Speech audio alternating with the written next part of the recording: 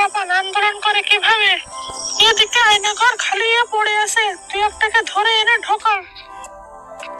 এইবার বেয়াদব পোলাপান গুলো বুঝবে আন্দোলন করার মজা কি। এই বদমাস, আমার বক্কে গেছিলিস কেন বল? আমি কোথায়? তুই এখন আয়না ঘরে। আমাকে এখানে আনছেন কেন? আমাকে ছেড়ে দেন। এখন তুই বুঝবি আমার বক্কে যাওয়ার ফল কি।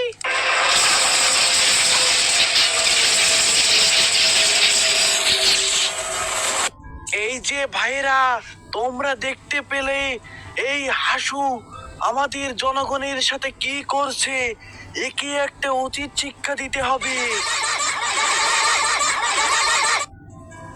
মারো টান, মারো টান, মারো টান, মারো টান, মারো টান, মারো টান।